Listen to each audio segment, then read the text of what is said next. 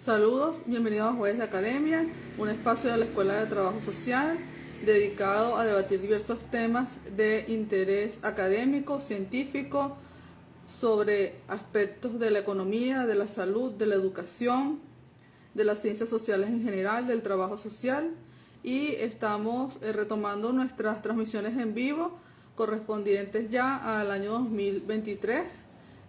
Feliz año a todos, gracias por conectarse, por seguir compartiendo en este espacio todos los jueves y que estamos retomando el día de hoy.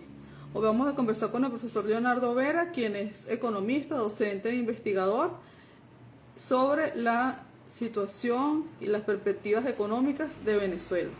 Ya el profesor Leonardo Vera está con nosotros, voy a proceder a... Están conectando en este momento. Le doy las gracias por unirse a esta transmisión en vivo. Buenas tardes, saludos a todos. Bienvenidos a Jueves de Academia. Profesor, tiene la pantalla volteada, la cámara está apuntándose su computadora. Ok, ya voy a abandonar Saludos a aquí. todos. Sí, no se preocupe. Saludos a todos, gracias por unirse a esta transmisión en vivo, a Jueves de Academia, un espacio de la Escuela de Trabajo Social, donde debatimos diversos temas de interés académico, científico. En este momento vamos a volver a contratar al profesor Leonardo Vera, que estaba con nosotros, pero salió de la transmisión en vivo por alguna falla técnica. Le damos las gracias a todas las personas que se conectaron, que se están conectando, y nuevamente tenemos al profesor. Vamos a esperar que ahora voltee la pantalla para que, o la cámara, para que podamos ver su imagen y así comenzar a conversar con él. Profe, a mitad de pantalla tiene un icono. Ok, ahora sí lo veo. Ok, Feliz gracias. año, profesor, gracias por unirse a la transmisión, gracias por aceptar esta invitación. Y bueno, estamos entonces con el primer jueves de academia del año 2023, y bueno, qué mejor manera que con usted y para hablar sobre este tema que nos tiene tan angustiados los venezolanos, sobre las perspectivas económicas del año 2023.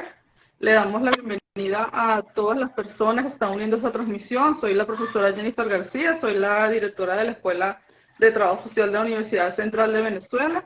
Tenemos con nosotros al profesor Leonardo Vera, quien es docente e investigador de la Universidad Central de Venezuela, también docente de otras universidades, tanto a nivel nacional como internacional, articulista, individuo de número de la Academia de Ciencias Económicas de Venezuela y por supuesto, docente de la UCB, economista.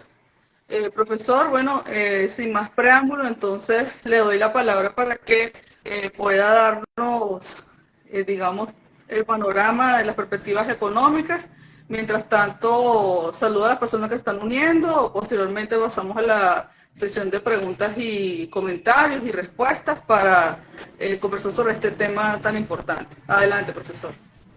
Bueno, muchas gracias, Jennifer. Gracias a ti y por supuesto a la Escuela de Trabajo Social por este espacio que es tan interesante, que además se ha convertido en un espacio ya institucional, ¿no?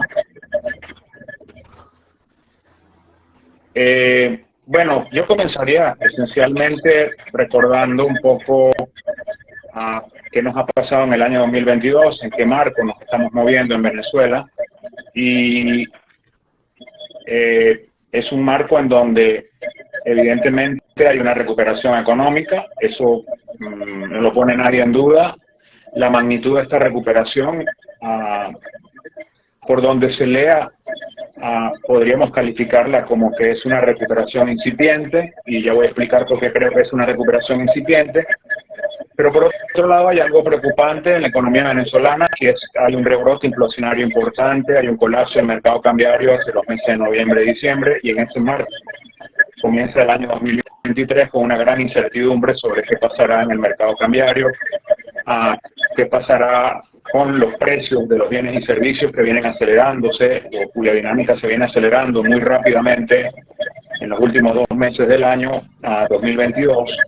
Y hay la sensación de que hacia el hacia el último trimestre del año 2022, la economía venezolana no estuvo creciendo al mismo ritmo con que pudo haber crecido en los primeros 3 trimestres, ¿no? Entonces, básicamente lo que se nos ha dicho es que, y se nos ha dicho con unos datos muy escuetos en términos porcentuales que ha presentado el Banco Central de Venezuela, que la economía venezolana creció 17% en los 3 primeros trimestres del año 2022. A ver, yo, ¿cómo explicaría esto? ¿Cómo calificarlo? ¿Esto es un magnífico crecimiento? ¿Esto es un crecimiento leve? ¿Esto es un crecimiento fantástico? Entonces, para eso me gusta usar la siguiente analogía. Supónganse que estamos en un país que solo produce café y que producía 30 quintales de café en algún momento, llegó a ese tope de producción y encuentra en el camino una gran cantidad de obstáculos, choques adversos y la producción comienza a caer. Y cae por 8 años, al punto de que de 30 quintales de café que producía, llega a producir solo 5, después de 8 años.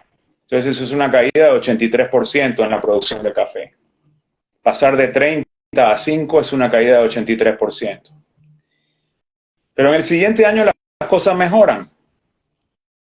Hay un contexto más favorable, hay un esfuerzo por sacar adelante la producción y la producción mejora y pasamos de 5 quintales a 6.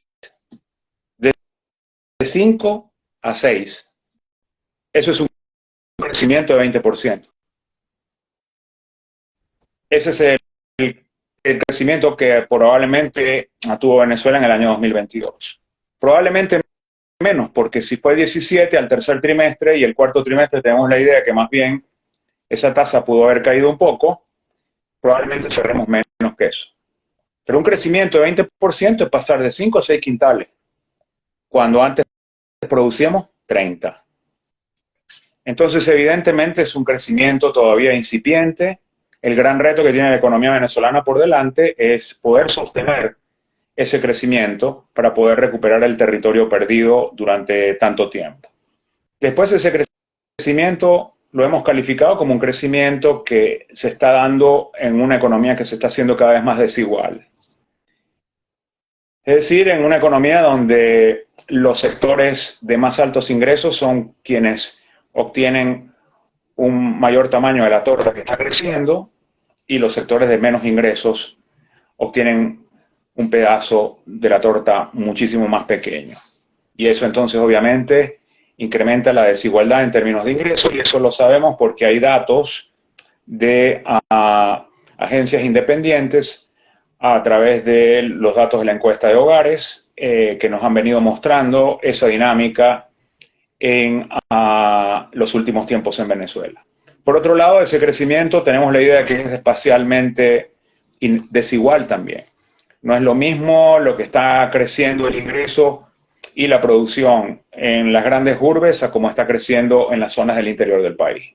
Basta recorrer el interior del país y ver que la realidad del interior del país es una realidad económicamente hablando muy diferente a la que hay en las zonas urbanas. Y por otro lado es un crecimiento sectorialmente también muy desigual. No podríamos decir que el crecimiento que vamos a estar viendo en el sector construcción, el sector manufacturero, va a ser de la misma magnitud que el crecimiento que podríamos estar viendo en el sector comercio o en el sector comercial. Entonces, ese sesgo de desigualdad que tiene el crecimiento económico en Venezuela es una de las cosas que preocupa hacia adelante, ¿no? Pero decía que uno de los grandes retos que tendremos en 2023 y en los próximos años es cómo sostener el crecimiento económico. Cómo ese incipiente crecimiento puede ser sostenido. Hay una gran amenaza en este momento que es la inflación. Los datos que nos ha dado el Observatorio Venezolano de Finanzas es de que tuvimos un salto gigantesco en la tasa de inflación el mes de diciembre en comparación con el mes de noviembre. Casi 40% fue la inflación de bienes y servicios en el mes de diciembre, incluso en algunos rubros la inflación superó el 50%, y Y eso es preocupante porque la inflación va erosionando el poder de compra del ingreso, y al erosionar el poder de compra del ingreso deteriora el consumo. Y el consumo ha sido, sin duda alguna, la palanca de este crecimiento que hemos visto en 2022. Entonces la inflación puede justamente erosionar esa palanca, la palanca sobre la cual se ha venido dando el crecimiento.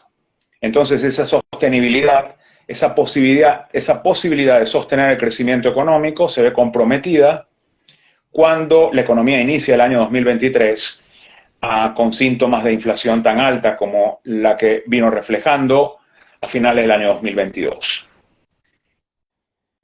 Otra de las cosas importantes que tenemos que decir sobre la posibilidad de seguir creciendo es que para crecer hay que mejorar la productividad. Pero los sectores que están mostrando reverdecer en Venezuela no son precisamente los sectores donde podrían cosecharse grandes ganancias de productividad. Hay una enorme economía informal reverdeciendo, pero esa economía informal sigue siendo una economía muy precaria, no está apalancada con el crédito, no está apalancada tampoco por la innovación tecnológica, no se caracteriza por introducir grandes innovaciones tecnológicas. Es una economía esencialmente de supervivencia que se ha venido desarrollando en el sector informal, y podríamos decir que es uno de los sectores más dinámicos de la economía venezolana hoy día. El sector informal empresarial, el sector empresarial informal, ¿no? Pero eso es una muy buena noticia para las familias que sobreviven a partir de la informalidad, pero no es una buena noticia nacional, no es una buena noticia para el país que necesita dinamizar sectores donde pueda cosecharse ganancias de productividad. Es decir, con esos sectores Venezuela no va a salir a exportar a los mercados internacionales, no va a cosechar rendimientos crecientes, no va a cosechar grandes innovaciones tecnológicas. Entonces, el sesgo de ese crecimiento económico tiene que ir cambiando. Nosotros tenemos que ir incorporando la reanimación de actividades económicas más formales para generar empleos de mejor calidad, pero también para efectivamente ir incorporando actividades económicas con mayor componente de innovación tecnológica. Para sostener el crecimiento también ha sido importante tradicionalmente en Venezuela, un país que tiene 100 años produciendo hidrocarburos, lo que pasa en el sector petrolero. Y ahí hay una buena noticia, no cabe la menor duda, el hecho de que se le haya abierto un poco más de espacio con una modesta licencia a una transnacional petrolera estadounidense para que comience a hacer inversiones y trate de recuperar la producción en algunos de sus proyectos o asociaciones con PDVSA. Es una buena noticia. Porque sabemos que en el estado que está la industria petrolera pública nacional, es decir, el estado que está PDVSA. PDVSA es una empresa, quiero recordarlo aquí, que está en default en los mercados internacionales, que tiene una gigantesca deuda, no solamente una deuda financiera, tiene una deuda no financiera también muy importante, con proveedores de servicios. Es una empresa que está trabajando a una capacidad de producción mínima y por lo tanto con una cantidad de costos fijos altísimos.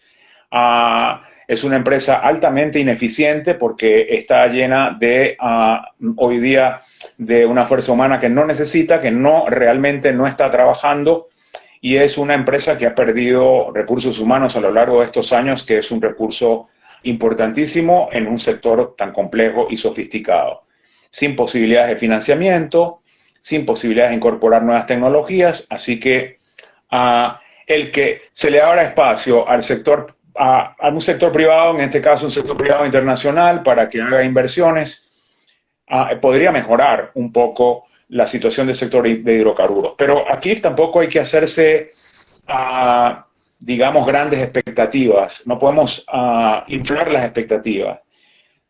Todos los que conocen del tema petrolero, y yo no soy un experto, yo pregunto, ¿verdad?, en los temas petroleros, todos me dicen que en un año Venezuela lo más que puede recuperar su producción en las condiciones que está es en 150.000 barriles, no más que eso.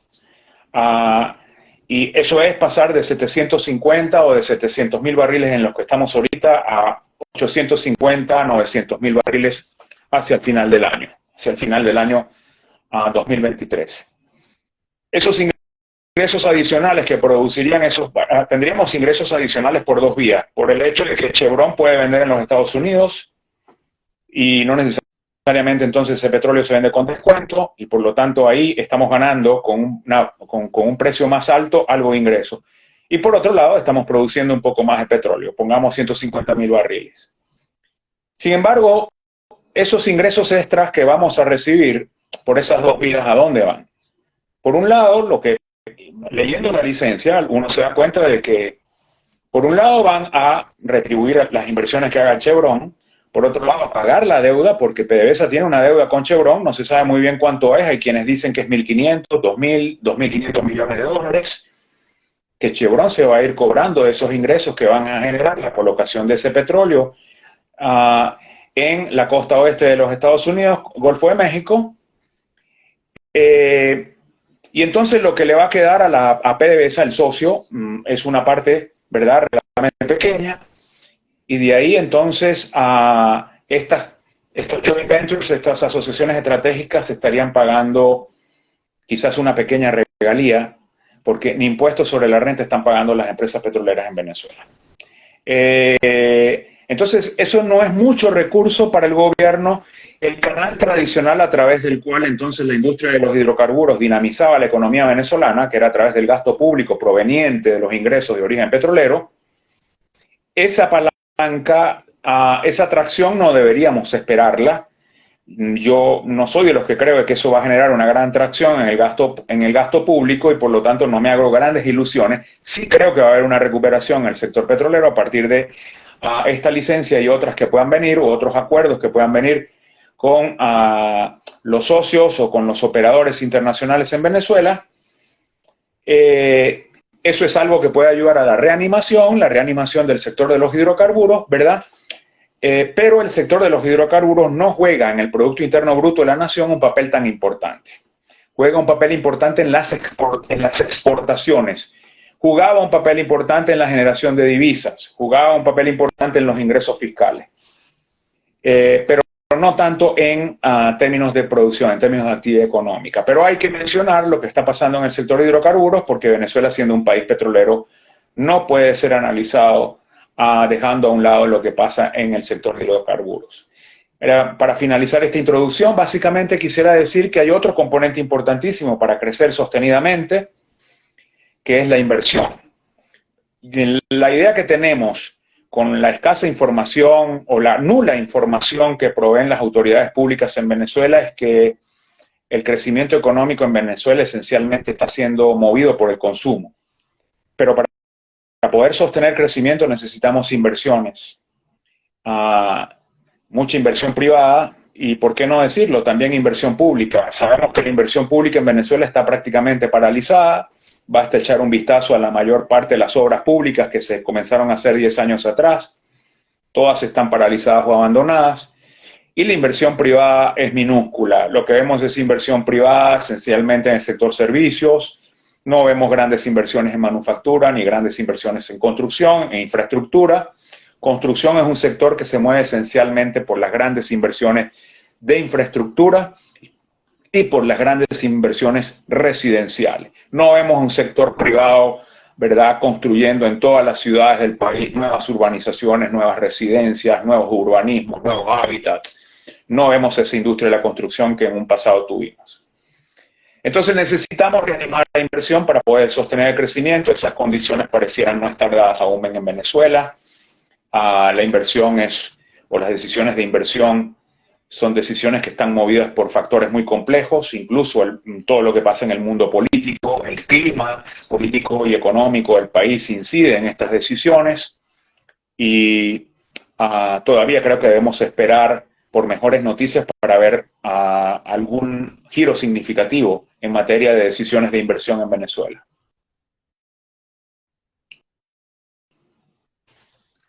Muchas gracias, profesor. Ya tengo algunas preguntas. Mientras llegan otras, voy a hacer un paréntesis para saludar a algunas personas que están conectadas.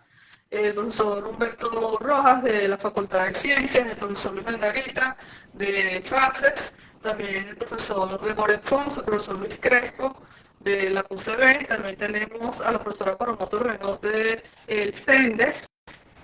Tenemos también también algunos de nuestros estudiantes y egresados conectados. Entonces, bueno, voy a leerle acá 3 preguntas que me llegaron del público que está conectado. Dicen, ¿cómo percibe la materia de los impuestos este año y su incidencia en las ganancias del sector comercial? También tenemos otra pregunta, el asunto de los salarios del sector público y privado. ¿Existe posibilidad de expansión? Y por último tengo otra pregunta acá. Ok, entonces bueno, con esas 2 y luego le leo 2 más. Perfecto, sí, para poder atajarlas y tratar de ver tratar de brindar una explicación ágil con respecto al tema tributario. En Venezuela existe un gran desorden tributario hoy día, no cabe la menor duda. Les acabo de decir que la impresión que tenemos es que las empresas petroleras no están pagando impuestos sobre la renta. Sin embargo, hay personas de muy bajos ingresos en Venezuela que por la no actualización de la unidad tributaria pagan impuestos sobre la renta, cuando el impuesto sobre la renta debe ser un impuesto progresivo, deben pagarlo quienes realmente generan más renta, ¿no? Tradicionalmente se diseña en países en desarrollo como un impuesto progresivo para tratar de reconocer la desigualdad y no pechar de la misma manera a quienes tienen menos ingresos que los que tienen más ingresos. Pero además hay una cosa bastante sorprendente en Venezuela en materia tributaria, y es que se ha introducido en el año 2022 una modificación a un impuesto que llamamos el impuesto a las grandes transacciones financieras, que es un impuesto, una tasa relativamente alta, una tasa de 3%, que si le añades, por ejemplo, a una persona que compra un ítem en un establecimiento comercial y paga 16% del IVA y le añades el 3% del impuesto a las grandes transacciones financieras, termina pagando el 19%. Pero resulta que este impuesto no es del 3%. Este impuesto es del 3% para el consumidor final que lo ve. Pero ese consumidor final también está pagando todos los 3% que hay detrás de la cadena. Es un impuesto en cascada, acumulativo, pero además es un impuesto tremendamente regresivo. A eso era lo que quería ir, ¿no? Entonces estamos generando una tributación indirecta, como ese impuesto, que es tremendamente regresivo, porque cualquier abuelita que va a pagar un pequeño mercado, una bodega, con $10, con un billete de $10 que le ha mandado un hijo, ¿verdad? O que le ha dado algún familiar, vaya y compre algo en la bodega, esa abuelita va a pagar un impuesto de 3%. Si está comprando en un establecimiento formal que esté calificado como contribuyente especial. Y hoy día en Venezuela cualquier bodega es un contribuyente especial. Entonces, esa señora está pagando lo mismo que podría estar pagando una gran compañía que está, digamos, comprando algún producto a un proveedor y está pagando con dólares. Entonces, no es ni un impuesto a las grandes transacciones, tampoco a las transacciones financieras exclusivamente. Es un impuesto en cascada y un impuesto regresivo. Por otro lado, tenemos una situación, entonces, el ciudadano está pagando la consecuencia de esto, de este mal diseño, porque quisiera pensar que es por mal diseño, no. Me cuesta pensar de que diabólicamente alguien lo haya pensado de esta manera, ¿no? Pero además de estas cosas, uno ve cosas como lo que acaba de pasar con la ley de presupuesto que aprobó la Asamblea Nacional en diciembre del pasado año, hace apenas un mes, en donde todos los ingresos de origen petrolero fueron calificados como ingresos extraordinarios, como si esos ingresos aparecieron o van a aparecer por primera vez en el año 2023, cuando Venezuela es un país que tiene un siglo de tradición petrolera, en donde la regalía se está pagando desde los años 20 y en donde el impuesto sobre la renta se paga desde el año 1944.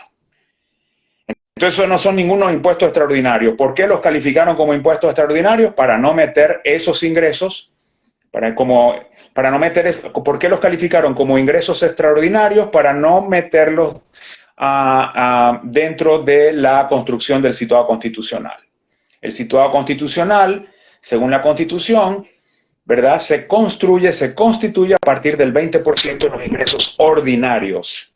Al ser los ingresos petroleros calificados como extraordinarios, no califican para el situado y le han quitado, según los cálculos que yo hice, ¿verdad? Y que han hecho otros colegas, eso no es difícil calcularlo, ¿no? Afortunadamente tuvimos acceso a el documento principal que presentó el gobierno en la Asamblea Nacional como presupuesto para el año 2023, y ahí lo que se ve es que el 72% de los ingresos que le correspondía a los gobiernos locales desapareció. No aparecen. Aparece con solamente el 28% de lo que les corresponde. Y es por esa maniobra de haber calificado los ingresos petroleros como ingresos extraordinarios. Bueno, ¿a dónde quiero llegar? Que cuando le birlas a las regiones, a los gobiernos locales, a los gobiernos subnacionales, recursos, los gobiernos subnacionales inmediatamente arremeten contra el ciudadano. Y por eso estamos viendo esas cosas insólitas como un alcalde en Ocumare de la Costa que se le ocurre cobrarle una tasa especial a todo transeúnte o a todo vehículo que entre a esa jurisdicción, o vemos alcaldías o gobiernos subnacionales subiendo tasas o inventando impuestos para tratar de sacarle recursos al sector comercial, y cantidad de comerciantes que apenas comienzan a respirar después de salir de la pandemia sin recursos para poder atender esas obligaciones tributarias. Entonces realmente tenemos un enorme desorden en materia tributaria, y así creo que estamos arrancando el año. Obviamente en una situación donde apenas está saliendo de una terrible catástrofe económica, no puedes ir a plantear una reforma tributaria muy ambiciosa. Yo soy de los que cree que habrá que hacer una reforma tributaria en Venezuela, pero ya cuando el país comience a crecer sostenidamente, ¿no? Pero hay ciertas cosas que sí puedes hacer. Por ejemplo, ese impuesto a las grandes transacciones financieras, eso deberían eliminarlo de plano, ¿verdad? Y eso de los ejercicios presupuestarios, esa práctica que se está institucionalizando en los últimos 2 años, de birlarle el situado a las regiones, no, señor. Eso es ir contra justamente la desigualdad que se está entronizando en Venezuela, en donde las regiones necesitan cada vez más recursos, no cada vez menos, necesitan cada vez más recursos, y por lo tanto esos recursos son necesarios, ¿verdad? Que lleguen a los gobiernos subnacionales. Bien, esa es la primera pregunta. La segunda pregunta, más sencilla. En Venezuela hay una tremenda brecha entre los ingresos que obtienen los trabajadores del sector público y los ingresos que obtienen o que están obteniendo los trabajadores del sector privado. No porque en el sector privado se esté ganando mucho, sino porque en el sector público se ha generado una práctica de trabajo esclavo. Es decir, los salarios en el sector público son increíbles. Cuando uno calcula esos salarios equivalentes en dólares, prácticamente todos los trabajadores del sector público estarían viviendo en hogares bajo el umbral de pobreza. No solamente me refiero a todos los trabajadores dependientes del sector público, y aquí estamos hablando de los trabajadores ligados al sector educativo, de los trabajadores ligados al sector salud, de los trabajadores ligados a las empresas básicas, de los trabajadores ligados a la administración pública, de los trabajadores ligados a las administraciones subnacionales, los gobiernos locales. Todos están siendo afectados por esta política de reprimir el salario, de evitar que el salario aumente, bajo la creencia de que haciendo esto se va a combatir la inflación.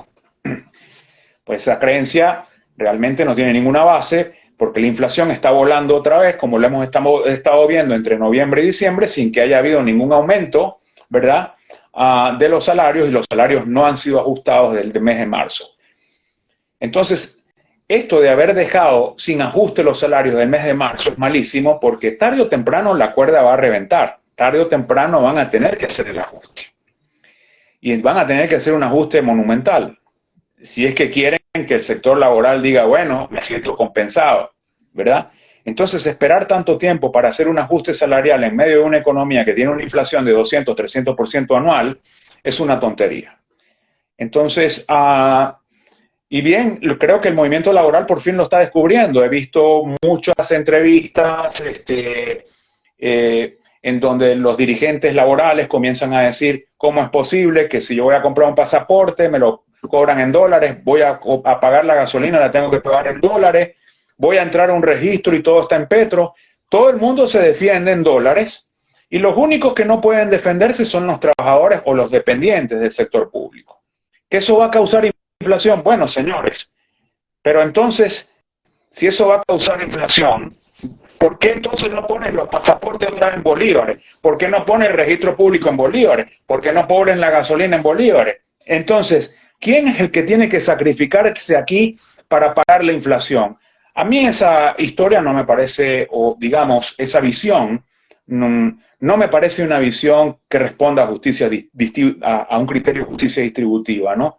Entonces, y creo que hay otros métodos de combatir la inflación muy diferentes, sin necesidad de llegar a la represión salarial. Entonces, sí, la situación del salario es una situación complicada, se inicia el año con mucho malestar, sobre todo a nivel de este sector de los pensionados, de los trabajadores públicos. Tarde o temprano el gobierno va a tener que buscar recursos para poder atender estas demandas, porque estas demandas o se atienden de una manera o se atienden de otra manera, ¿no? Voy a hacer la siguiente analogía. Margaret Thatcher en 1979. Usted atiende una huelga de trabajadores mineros aceptando las demandas económicas de los trabajadores mineros o le echa a la policía montada encima y destroza a los sindicatos. Entonces, ¿cuál es la vía que va a tomar a quien tiene la labor de coordinar, ¿verdad?, y de orientar la gestión pública en un país? Bueno, eso estaremos por verlo. Esa es una de las cosas que estaremos por ver en las próximas semanas o en los próximos meses en Venezuela. Lo cierto es que Venezuela ahora el año 2023, en medio de estos conflictos laborales, entre los agremiados al sector público y el sector público mismo, ¿no? Muchas gracias, profesor. Le preguntan por acá si usted considera, cree que el gobierno está interesado en que la economía crezca. También, hace poco, hace prácticamente media hora antes de que comenzáramos la transmisión, Maduro señaló que el rezago salarial en el sector público se debía a las sanciones y que vía sanciones se ha dejado de percibir un monto significativo que pudiera estar invertido en este momento en salud y educación. Quisiera que diera algunas consideraciones al respecto, un poco para valorar digamos, este razonamiento que da. Bueno, hay dos preguntas. La primera es si es del interés del Ejecutivo a que haya crecimiento económico en Venezuela. Yo creo que la respuesta es muy obvia, por supuesto, y yo creo que una de las cosas que ha descubierto la administración de Nicolás Maduro en los últimos tiempos es de que la economía pesa, de que el desempeño económico tiene un peso específico en la política. Y en la medida en que Venezuela sea orientada o se vaya orientando hacia un proceso electoral, hacia una competencia electoral, no importa qué tan ventajosa o desventajosa puedan ser las condiciones, pero en la medida en que los actores sean empujados a una competencia electoral, al incumbente, que en este caso es el gobierno de Nicolás Maduro, le conviene mostrar una buena cara. Y una buena cara tiene que ser buen desempeño económico. Y de hecho, yo entiendo que el gobierno de Nicolás Maduro está haciendo esta misma lectura. Todo este esfuerzo por tratar de maquillar y llenar de pintura y de colores las calles de Venezuela, ¿verdad? No se hace nada estructural, pero sí hay obviamente un trabajo de maquillaje importante. Es para crear la sensación de que las cosas desde el punto de vista económico están bien, ¿no? Entonces, se trata no solo obviamente de crear la sensación, sino de que efectivamente esto se materialice. Entonces, yo sí creo que hay un interés genuino porque la economía despegue, la economía crezca, y ese interés cada vez va a ser mayor en la medida en que nos aproximemos a una competencia política. Y y eso es lo que pienso alrededor de ese tema. La otra pregunta creo que la perdí, Jennifer, que es lo último que dijiste. Sobre Las sanciones. aquella información. Ya, sí. Ajá. Sí, sí, ya recordé el tema de las sanciones, sí. Bueno, recordemos que Venezuela es una economía que viene cayendo desde el año 2014, ¿ok? Echemos un poquito para atrás, han pasado muchas cosas, a veces es difícil recordar, pero entre el 2014 y el 2018, 2019, Venezuela vivió unos momentos terribles, una escasez terrible, caídas del Producto Interno Bruto de 2 dígitos, y las sanciones vinieron como consecuencia, recuerdan ustedes, de unas elecciones que se consideraron fraudulentas, que ocurrieron en 2018, pero estoy diciendo que el país viene mal desde 2013-2014. Entonces, atribuirle a esta debacle que hemos visto en el sector petrolero, esta debacle que hemos visto en la producción nacional, exclusivamente a las sanciones internacionales, sería como una visión muy parcializada. Yo sí creo que las sanciones han contribuido a erosionar sobre todo los ingresos del sector público, porque hacia allá estaban dirigidas, sin duda alguna, pero yo no creo en ninguna manera que las sanciones sean las responsables de la catástrofe económica de Venezuela. Así que si el gobierno de Nicolás Maduro dice que no tiene recursos para pagar mejores salarios, para pagar mejores pensiones, es evidentemente debido a todo lo que se hizo mal desde el año 2013-2014, cuando él empezó a tomar las riendas y el comando de la economía. Recordemos que este fue un gobierno que comenzó pagando anualmente 7.000, 8.000, 9.000 millones de dólares en compromisos externos, una deuda externa gigantesca que dejó Hugo Chávez, mientras nos metía y nos hacía comer a nosotros un control de cambios que no nos dejaba tener ni siquiera alimentos y medicinas porque no se podían importar porque había un racionamiento de divisas bárbaro. Ese mal manejo de la economía, ¿verdad?, que después nos llevó a la hiperinflación, etcétera, etcétera, etcétera, es lo que explica la catástrofe económica venezolana. Por supuesto, las sanciones es un choque más que hemos tenido a lo largo de este transitar tan defectuoso, pero bajo ninguna circunstancia podríamos decir que las sanciones son la razón por la cual hemos llegado a una situación como la que hemos llegado en materia de gestión pública. Profesor, ¿qué informaciones se están manejando acerca del crédito en Venezuela, que tiene varios años suspendido? ¿Y qué consideraciones puede hacer usted al respecto? También, bueno, esa pregunta... otra pregunta adicional. La hiperinflación, ¿es posible que estemos en puertos de una hiperinflación o todavía no hemos preocuparnos por eso?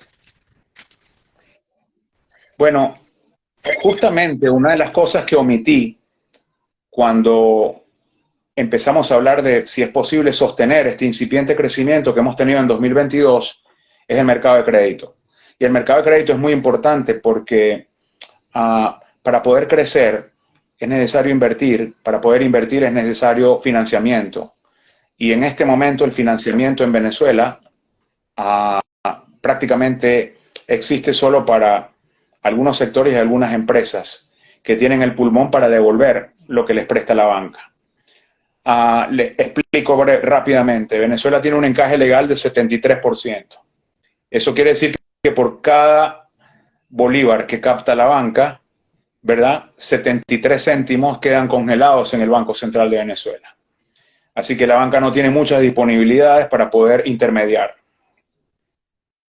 Eso ha dejado una cantidad de tarjetavientes sin límites en sus tarjetas, pero peor que eso, ha dejado a muchas empresas sin la posibilidad de tener financiamiento, líneas de crédito. El poco crédito que hay es un crédito que está indexado. Aquí tenemos otro ejemplo de un sector que se ha indexado y es el sector financiero. Es decir, el sector financiero te presta, te dice yo te voy a dar $100 para que tú compres materia prima la transformas y vendes y vendas tu producto. Y te dice, bueno, aquí tienes tus $100, pero no te los dan dólares, te lo dan en bolívares. ¿Ok? ¿Qué quiere decir que está indexado ese crédito? Que cuando tú vayas a devolverlo, no vas a devolver los mismos bolívares, vas a devolver los bolívares que diga la tasa de cambio que esté vigente en el momento que lo estás devolviendo. Entonces probablemente vas a tener que devolver 2, 3 y hasta 4 veces los bolívares que te prestaron inicialmente. No hay ninguna empresa que aguante eso por mucho tiempo. De hecho, muchas empresas en Venezuela están renunciando al crédito indexado. Entonces, ¿no es más fácil dar créditos en dólares directamente? Pues estos tipos están negados. Pues estos tipos dicen, no, ¿cómo vamos a dolarizar? Es un pecado, esto y lo otro. Pero si la economía está dolarizada de facto hace 3, 4 años, ¿para qué seguimos viviendo en esta mentira, no? Entonces, sí, necesitamos un mercado de crédito muy dinámico y es urgente para poder realmente activar, seguir impulsando este incipiente crecimiento económico que tenemos en Venezuela. Para eso el financiamiento es importante. Las empresas necesitan capital de trabajo, necesitan invertir. Los pequeños empresarios y los emprendedores también necesitan capital semilla. Entonces, es necesario activar el mercado de crédito. Es necesario hablar de esto porque lo que está pasando en el sector financiero es uno de los asuntos menos atendidos quizás por la política pública en Venezuela. Entonces, ese es un tema importantísimo el que has tocado. Creo que tocaste algo más, ¿no? Un segundo tema. Sí, sí, era posible que en breve volviéramos a vivir el fenómeno de la hiperinflación. Sí, ese ha sido un tema de discusión en los últimos días a raíz de las cifras que dio el Observatorio Venezolano de Finanzas, de una tasa de inflación de 37, casi 40% en el mes de diciembre. Siempre hay el riesgo en un país que tiene inflación crónica de tener hiperinflación. Me explico. Los países que transitan por la hiperinflación o que van a una hiperinflación es porque han tenido inflación crónica, es decir, inflación de 2 dígitos por largo tiempo. Un país que tiene inflación baja no va a hiperinflación. Solo un país que tiene inflación crónica relativamente alta. Venezuela salió de la hiperinflación, pero se quedó con inflación alta. Así que volver a la hiperinflación es factible. Y ese es el riesgo que estamos corriendo justamente en este momento. Sería muy difícil, muy atrevido que yo dijera, sí, vamos a la hiperinflación seguramente en el primer trimestre del año.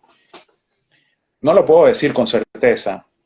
Hay síntomas de que los precios están evolucionando muy rápidamente. Hay síntomas de que la gente no quiere tener bolívares, que no hay confianza en la moneda local. Todos esos son síntomas de hiperinflación, ¿verdad?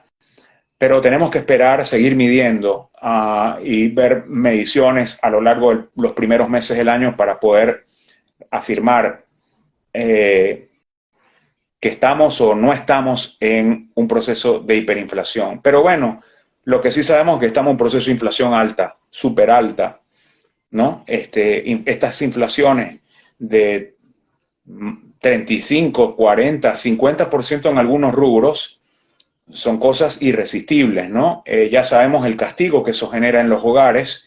Venezuela vivió casi 4 años de hiperinflación entre finales del 2017, ¿verdad? Todo 2018, todo 2019, todo 2020 fue con tasas de inflación por encima del 50%, que dejaron prácticamente devastado el patrimonio y los ingresos de los hogares venezolanos. Sumió en la pobreza cantidad de hogares y mandó a otra gran cantidad al exilio o a otras geografías. Esa enorme migración que hemos tenido en Venezuela es por las condiciones socioeconómicas tan paupérrimas con las que los hogares venezolanos se han encontrado en los últimos años en el país, que obligó a salir en el curso de unos muy pocos años a una gran cantidad de personas. No digo que todos los 5 o 6 millones que hay afuera hayan salido en los últimos 3 o 4 años, porque no sería verdad, pero el grueso sí salió en los últimos 4 o 5 años.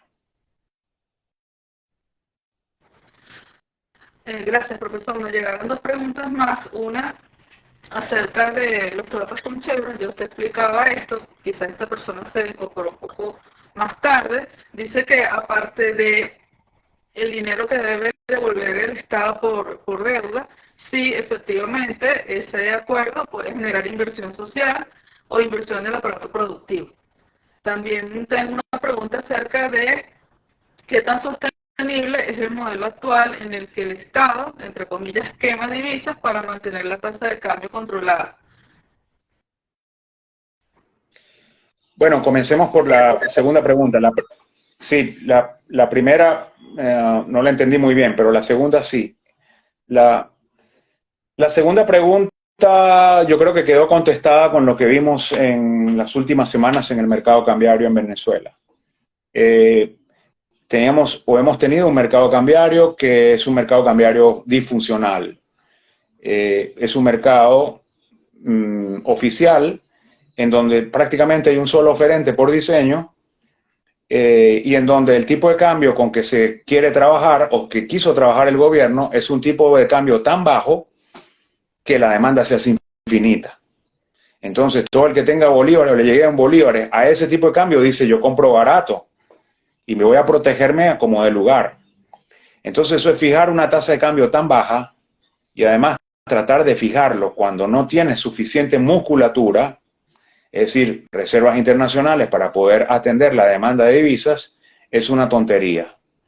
Pero la microestructura con la que se diseñó ese mercado también es mala, porque si tú no tienes la musculatura, búscala en el sector privado, entonces dale incentivos al sector privado para que ofrezca divisas en el mercado cambiario.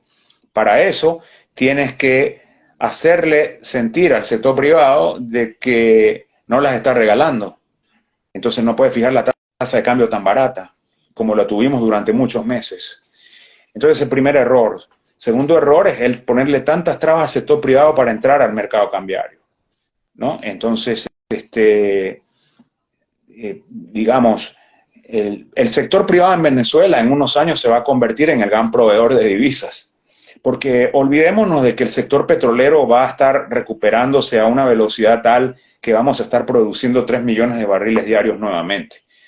Yo creo que Venezuela no va a esa realidad otra vez. Pero no va a esa realidad no solamente porque eso va a tomar muchos años, sino porque el mundo está cambiando. Entonces, la demanda de petróleo está cambiando.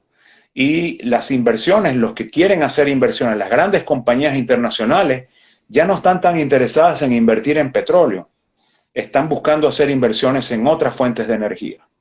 Así que ya no es tan fácil atraer inversiones internacionales a las áreas petroleras.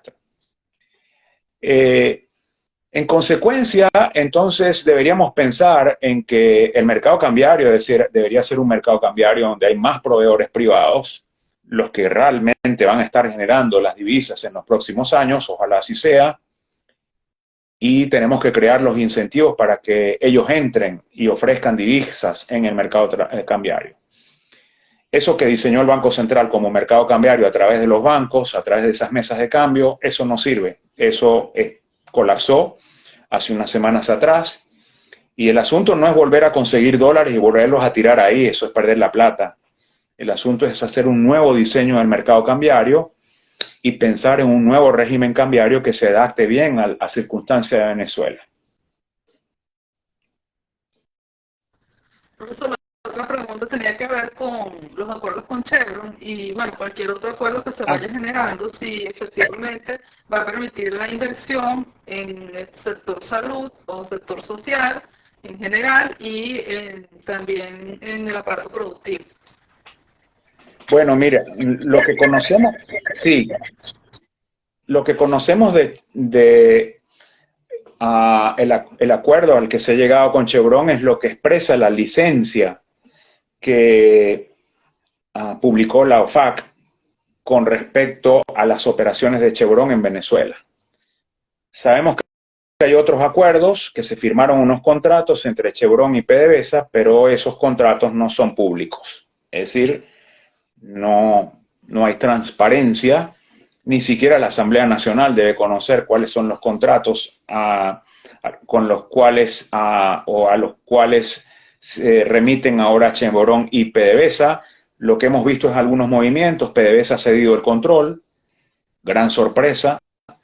Le ha dicho a Chevron, asume tú el control de la operación, no solamente Chevron entonces va a vender el petróleo, sino además va a tener el control de la operación.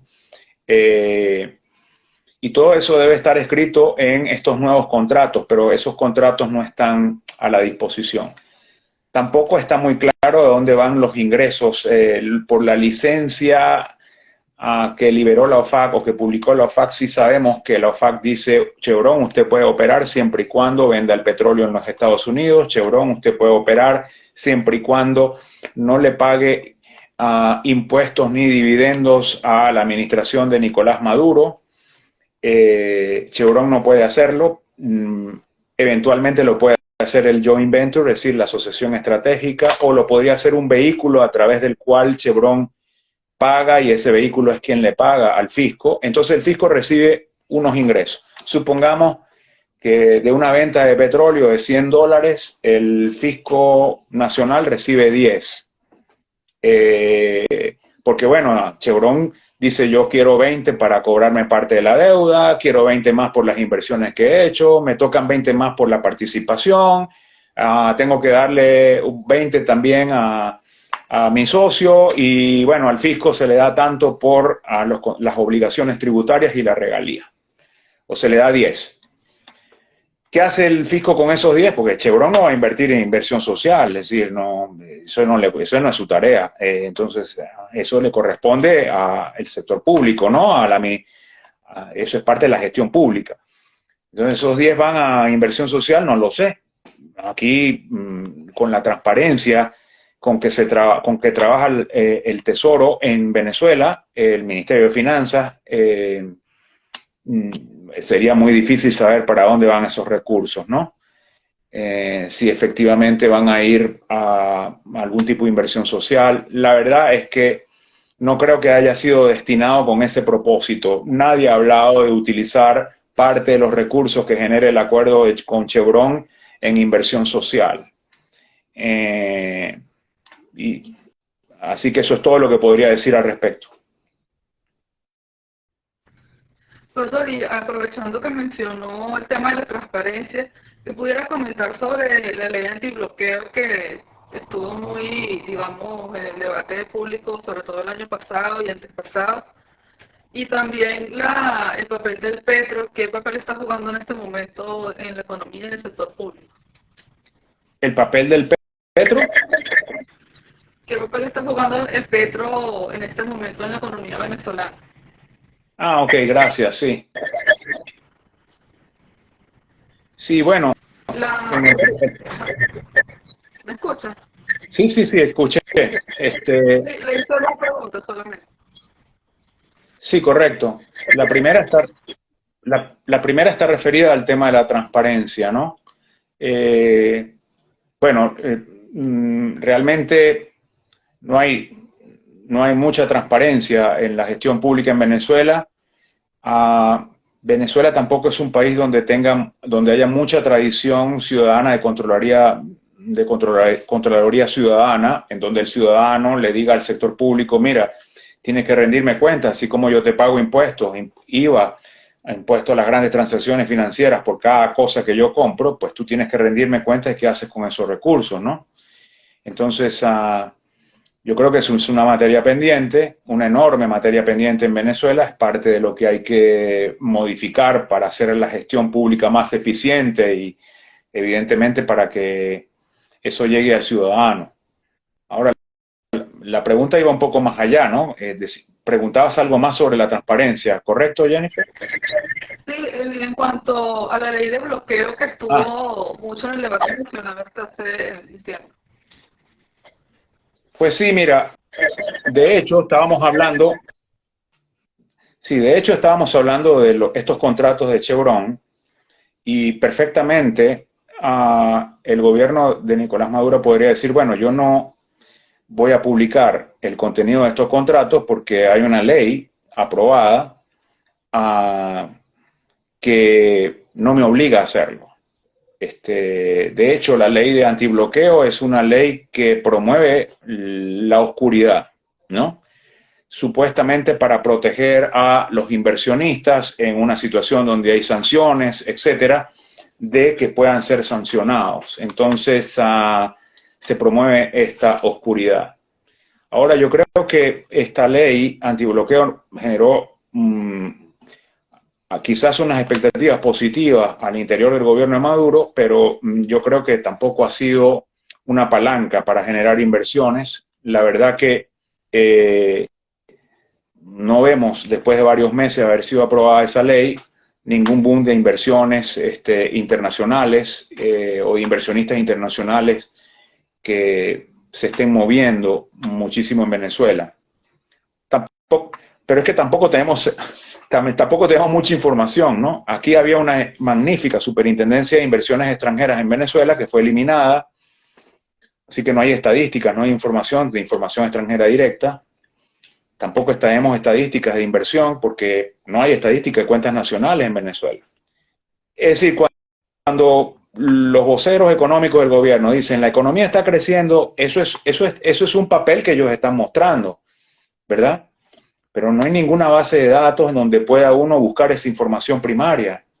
Las cuentas nacionales en Venezuela no están, no existen. Desde hace 4 años no se publica el Producto Interno Bruto, que es lo más sencillo en materia de cuentas nacionales, para no hablar de otras cosas, ¿no? Entonces, todo lo que yo estoy diciendo sobre que no creo que haya muchas inversiones, pues tampoco me crean mucho, porque es que tampoco tengo mucha información, ¿no? Pero uno ve el movimiento económico y uno tiene la sensación de que la ley antibloqueo no ha tenido el impacto que el gobierno de Nicolás Maduro quizás pensaba podía tener. Lo que sí necesitamos es una buena ley de inversiones, pero para eso obviamente Venezuela tiene que salir del aislamiento internacional. La pregunta sobre el petro. Sí, correcto, la dejé a un lado. Bueno, mira, el petro ha quedado básicamente como una unidad de cuenta. La intención de que el petro se convirtiera en un medio de pago en Venezuela, incluso recordarás que en algún momento se habló de que el petro podía sustituir al dólar como medio de pago internacional. La verdad que uno decía, pero ¿a quién se le puede ocurrir esto, no?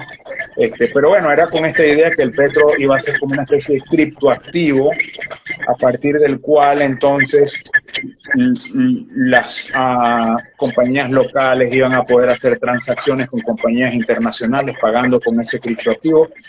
Todo eso se vino a menos. En realidad el petro no ha servido ni como medio de pago internacional ni como medio de pago nacional.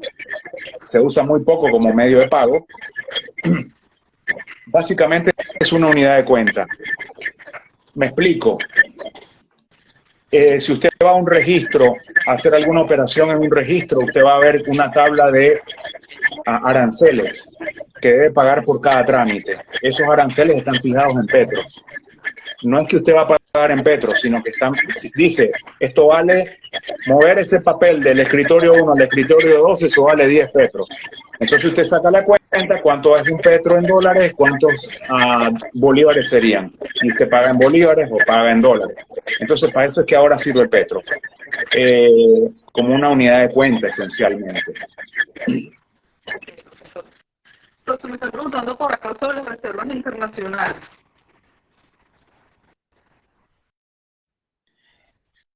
Perdón, creo haber escuchado que... Sobre las reservas internacionales, que nos pudiera comentar sobre esto.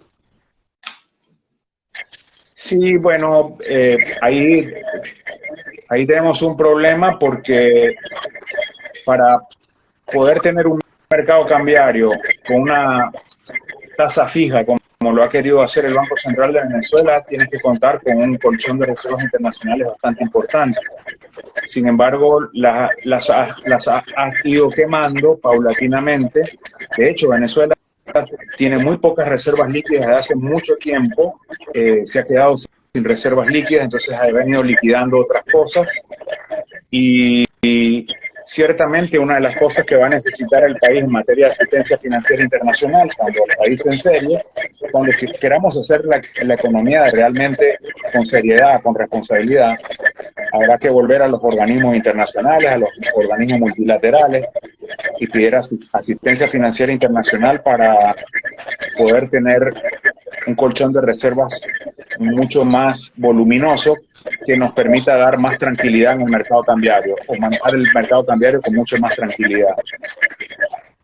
Entonces yo sí creo que es una tarea primordial para Venezuela ir poco a poco elevando su volumen de reservas en la medida en que se vaya recuperando la economía y en la medida en que podamos ir consiguiendo asistencia financiera internacional. Eso puede tomar tiempo. Pero bueno, muy dolorosamente nos hemos dado cuenta los venezolanos la importancia que tienen las reservas internacionales. Esto me hace pensar en aquellos años en que Hugo Chávez le decía a Jorge Giordani: pásame $1.000 millones de las reservas internacionales del Banco Central para yo gastarlas. Eso era una conducta irresponsable, porque ahora sí sabemos la importancia que tienen las reservas. Nosotros nos metimos en un control de cambio draconiano, drástico, que puso a pasar hambre a los venezolanos por no tener reservas internacionales, por haber dilapidado las reservas internacionales durante el gobierno de Hugo Chávez. Esa es la verdad. Ok, profesor. Profesor, en cuanto a esta evolución que hemos vivido de manera más acelerada de diciembre a enero, y que por todas las noticias que circulan, escuchamos al Ejecutivo atribuyéndoselo a las páginas de Dollar Today y a cualquier cosa que puedan ellos acusar, ¿qué pudieran comentarnos sobre quién tiene la responsabilidad de esta situación en el país? ¿Quién es el responsable de esta devaluación tan acelerada en los últimos días? No, el responsable, claro,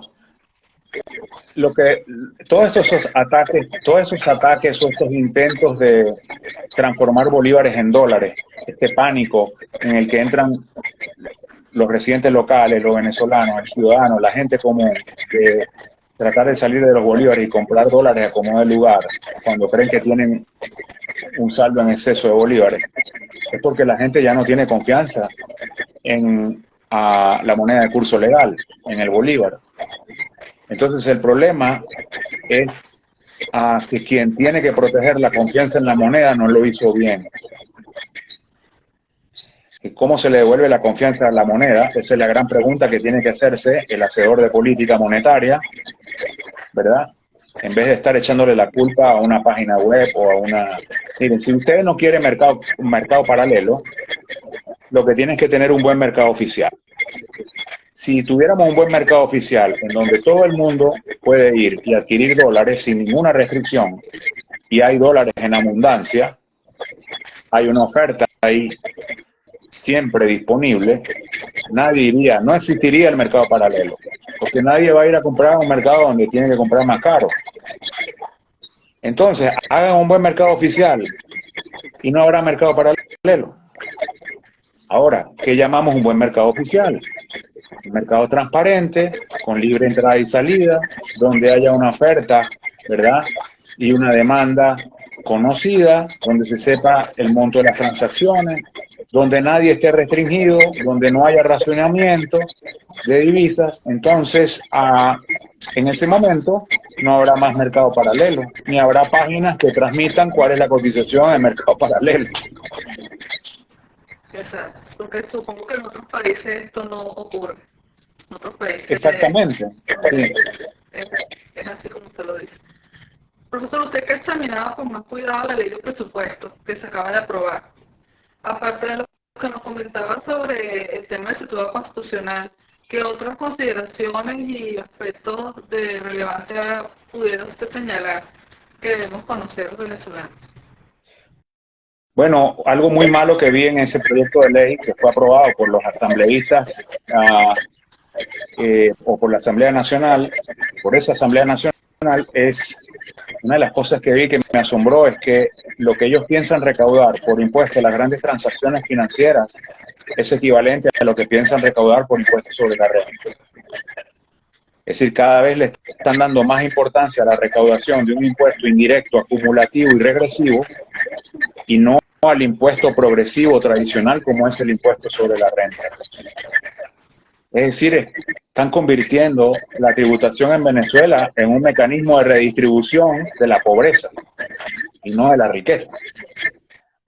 Entonces, eso me parece realmente una mala orientación que pude ver en la ley de presupuesto. Por otro lado, hay cosas que pude leer que también las detectó la gente de Transparencia Venezuela.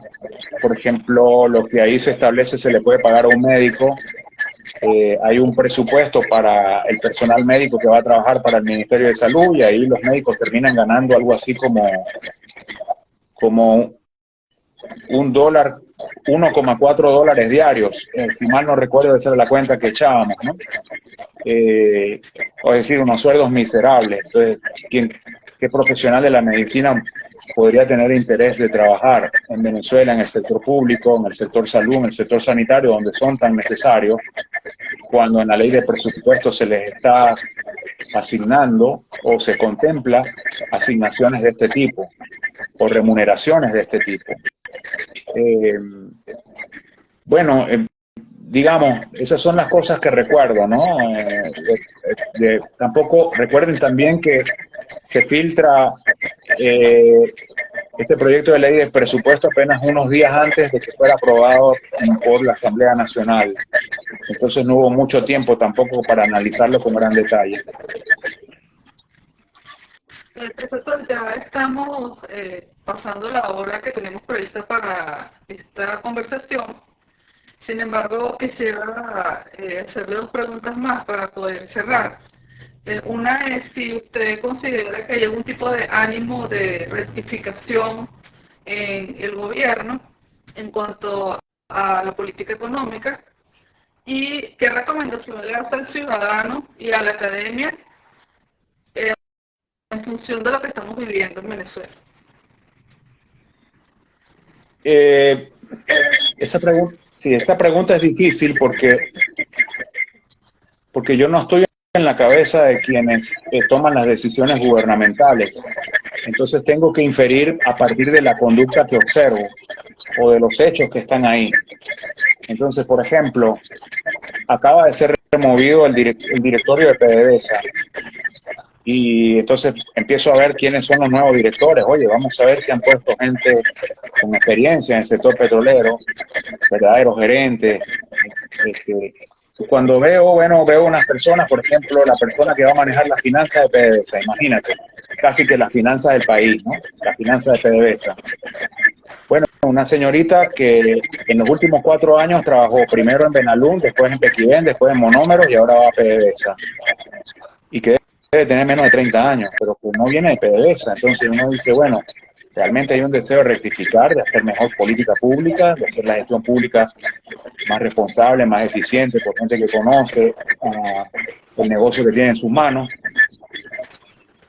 Por ese lado, entonces mi respuesta es bastante negativa, ¿no?